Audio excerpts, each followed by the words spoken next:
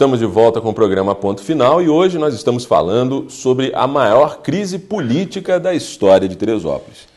Para a gente ganhar tempo, hoje nesse programa a gente não vai ter nem vídeo, né? Vamos direto ao assunto, vamos direto ao papo, porque tem muita coisa para falar, né? Muito assunto diante de uma crise que eu, por exemplo, jamais imaginei que Teresópolis fosse viver. Vamos começar falando sobre um assunto bastante quente e recente, que é o relatório final da CPI das enchentes, a CPI da Alerj. No último dia 22, essa CPI concluiu o relatório final e, entre as coisas, né, do relatório, os deputados afirmaram que houve omissão, ineficiência e interesse eleitoreiro e que esses fatores agravaram a catástrofe provocada pelas chuvas na região serrana fluminense, que deixaram mais de 900 mortos em janeiro. O que você acha dessa conclusão especificamente, Ático? Isso aí é chover no molhado? Quer dizer, acho que isso aí todo mundo já sabia, não precisava nem incluir no relatório, né? Podia botar que existiam duas catástrofes, né? A primeira, a natural, e a segunda, o Jorge Mário na prefeitura. Né? Uma segunda catástrofe, mais sérias. Aí. Houve uma catástrofe, uma tragédia, como disse aí, né, até o Nelson, né? Mas esse relatório vai ser enviado agora para o Ministério Público, não é isso? É. E o Ministério Público que vai fazer a demanda. Eu acho que ainda tem uma passagem pela... Mas as conclusões, em princípio, pelo que você está colocando, pelo que está sendo colocado aí, são conclusões suaves, né? Omissão, tal. Ainda tem outras coisas aqui que aconteceram na catástrofe que também o relatório colocou, né, que foi incluído pelo relator, o deputado Nilton Salomão, né, aprovado pelos outros deputados que participaram da comissão.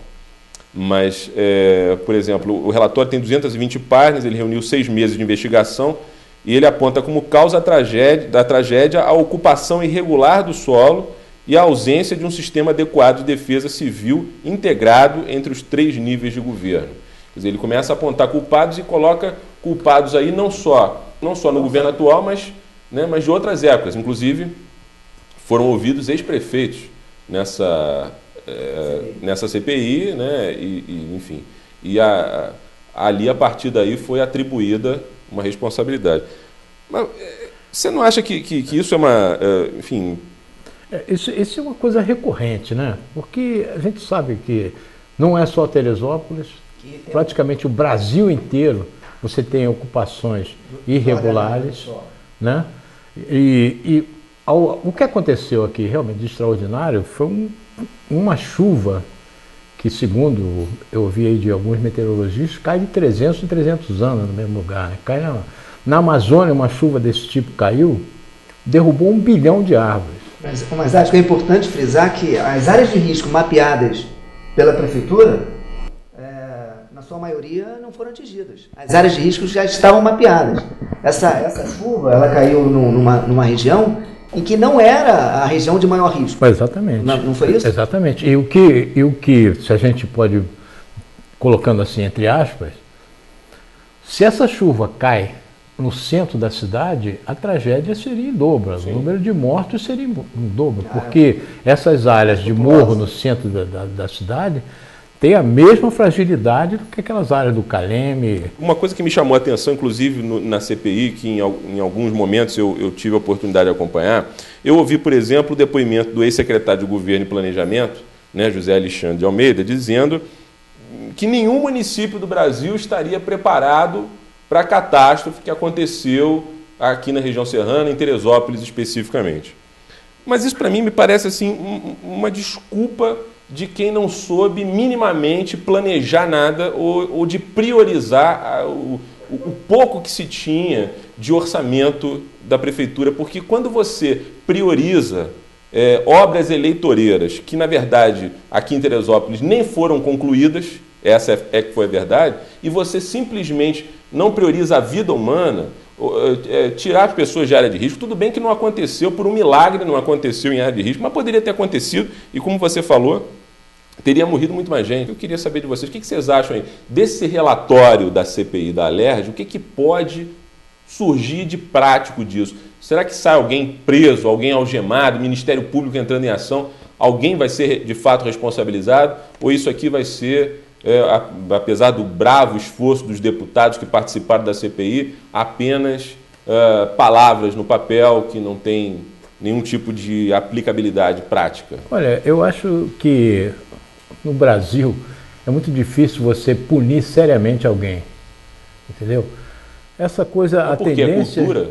Existe uma cultura. É o país da pode impunidade? ser aqui, pode ser. Eu acho que essas coisas que são...